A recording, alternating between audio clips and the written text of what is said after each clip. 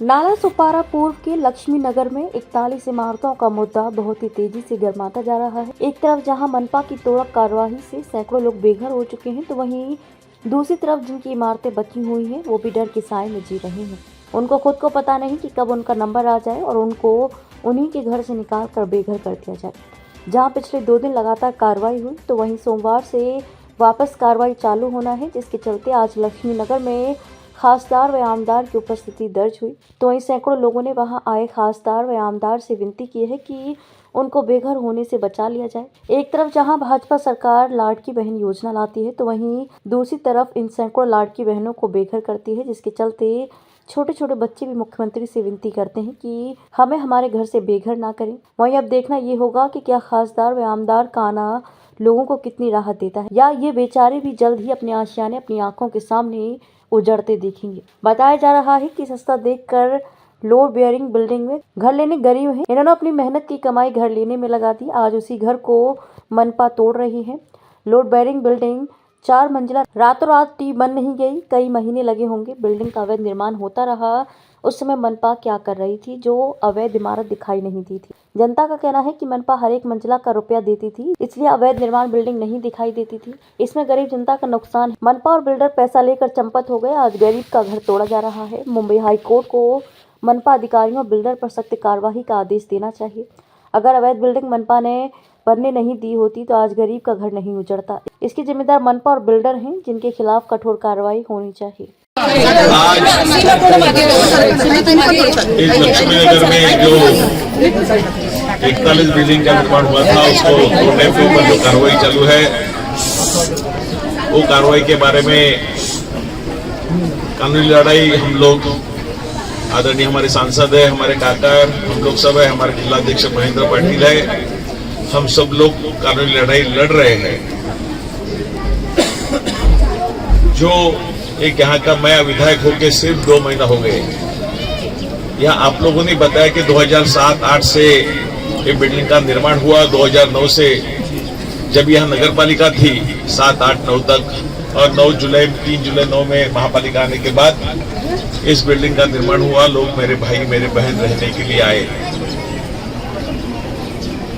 जब इसे पहले से ही मतलब 1.5 साल से 2 साल से इसके लिए जो आंदोलन करने के थे, जो यहाँ हर समय नोटिस आती थी, हम लोग आए। प्रयास हम लोग आज भी कर रहे हैं, कल भी करते थे, आज भी कर रहे हैं। और जो आपकी मांग है बुलडोजर नहीं आना चाहिए सर मंदिर, वो होना चाहिए। जिसके बिल्डिंग टूटी है उनको नए घर मिलने चाहिए।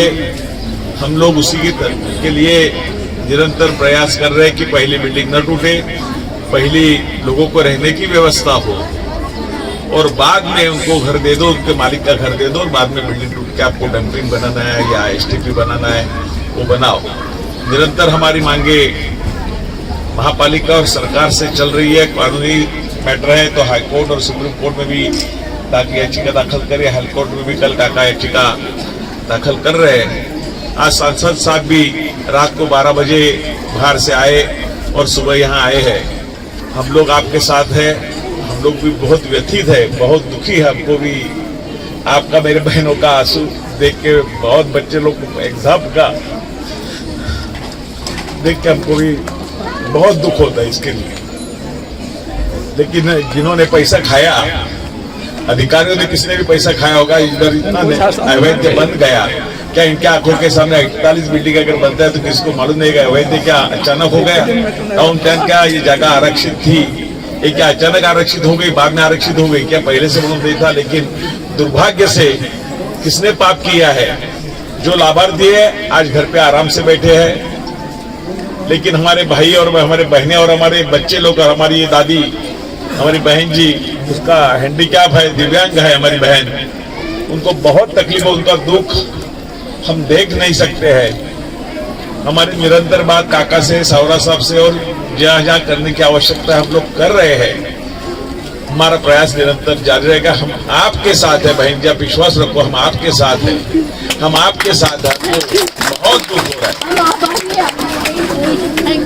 ये बिल्डिंग निर्माण जारी रहा और अभी हम सब पता है कि ये सबका तकलीफ हम झेल रहे हैं। ये होने के बाद भी रिपीटेड पिटीशन डाली गई। अभी भी यही हफ्ते में कैलाश जी ने पिटीशन दाखिल की है SLP। मेरे ख्याल से मंडे ट्यूसडे तक इसका हियरिंग होना बाकी है। मैं खुद मुख्यमंत्री से बात कर रहा हूँ, वो भी दावोस गए थे, दावोस से आ रहे हैं। मैं राजन नाइक और कैलाश जी हम मिलके वापस मुख्यमंत्री के साथ जाएंगे, उनके पास बैठेंगे और जो कि जितना राहत मिल सके, अभी तक मेरे ख्याल से जितनी बिल्डिंग गिराई गई है उसके बावजूद और बिल्डिंग ना गिराई जाए, इसलिए हम कोशिश कर रहे हैं। और जैसे कि हम पता है कि कोर्ट ने, सुप्रीम कोर्ट ने ये जजमेंट दिया है, तो उसी के मुताबिक ये कार्रवाई चल रही है। लेकिन फिर भी हम सब लोग आपके साथ हैं।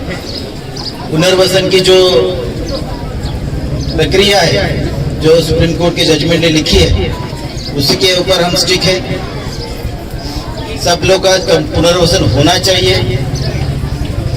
या तो महानगर पालिका की तरफ से हो या फिर राज्य सरकार की तरफ से हो, लेकिन उनको राहत मिलनी चाहिए।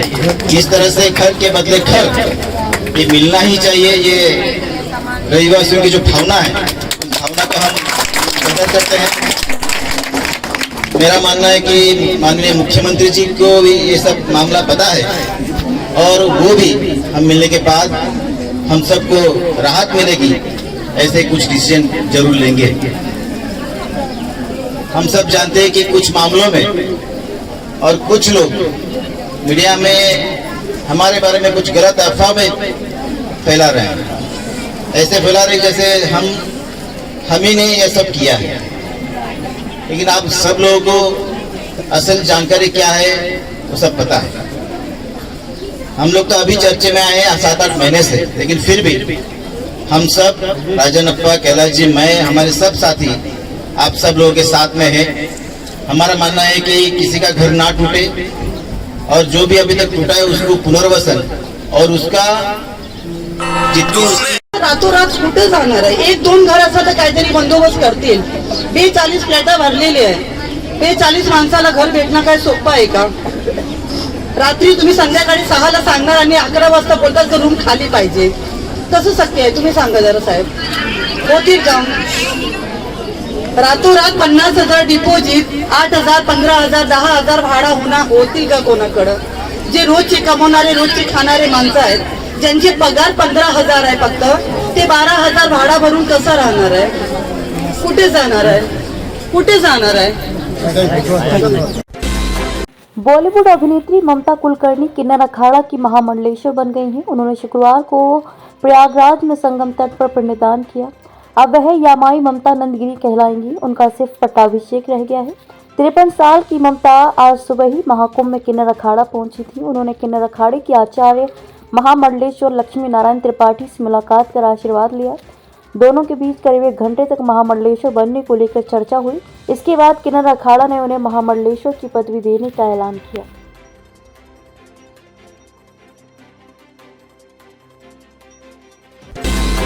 कोंकण में यात्रियों के लिए अच्छी खबर। कोचुवेली इंदौर ट्रेन को रोहा में मिलेगा स्टॉप। रेलवे प्रशासन की ओर से रोहा रेलवे स्टेशन पर ट्रेन के रुकने की हरी झंडी मिल गई है। सांसद सुनील तटकरे का लक्ष्य सफल। रोहा में लंबी दूरी की ट्रेनों का ठहराव होगा। सुनील तटकरे मंत्री अदिति तटकरे ने रोहा रेलवे स्टेशन पर दिखाई हरी लाल ट्रेन। कोचुवेली इंदौर रेलवे और कोंकण के रत्नागिरी पनवेल रोहा रेलवे स्टेशन पर रुकेगी। बऱ्याच वर्षानंतर लांब पल्ल्याची गाडी असते, एकंदरीत कोकणकरांच्या आनंदाला पारावर उरत नाही। खूप दिवस संबंध रेल्वे प्रवासी संघटनांची पेणपासून ते चिपळूणपर्यंत मागणी होती। या दूर पल्ल्यांच्या गाड्यांना कुठेतरी मध्यभागी त्या ठिकाणी थांबा मिळावा। रत्नागिरीला आहे, थेट पनवेलला आहे, परंतु रत्नागिरी ते पनवेल हे अंतर जवळपास 400 किलोमीटरचं आहे। अशा वेळेला इथून रोहासारखं शहर वाढलंय, माणगावसारखं शहर वाढलंय, अशा वेळेला दक्षिण ते उत्तर अशी जी काय कोकण रेल्वे, सेंट्रल रेल्वे आणि उत्तर रेल्वे ही जी काय धावत असते, अशा या महत्त्वाच्या रेल्वे गाड्यांना थांबा मिळावा अशी मागणी होती। इथे तांत्रिक थांबा होता, टेक्निकल हॉल्ट होताच, त्याचं कमर्शियल हॉलमध्ये आज आपण रूपांतर करण्यामध्ये यशस्वी झालो. 18व्या लोकसभेमध्ये निर्वाचित झाल्यावर मुंबईला मिटिंग घेतली. DM जवळ, DRM जवळ, GM बरोबर त्यांनी प्रस्ताव दिल्लीला पाठवला. दिल्लीत रेल्वे बोर्डाच्या चेअरमन जवळ बैठक झाली. मग शेवटी रेल्वे मंत्री महोदयांना भेटून या संदर्भातली त्यांनी आपली मागणी मान्य केली. त्याच्याबद्दल आदरणीय पंतप्रधान महोदयांचे, रेल्वे मंत्र्यांचे, रेल्वे चेअरमन, बोर्डाचे चेअरमन आणि या सर्व अधिकाऱ्यांचे मी आभार मानतो. आणि कोकणाच्या विकासाचं एक नवं दालन शेवटी या दूर पल्ल्याच्या गाड्या ज्यावेळेला थांबतात त्याच्यातून आपोआपच कळत न कळत वेगवेगळ्या बाबी त्या ठिकाणी होत असतात. ते एक नवीन दालन आज या ठिकाणी सुरू झालं.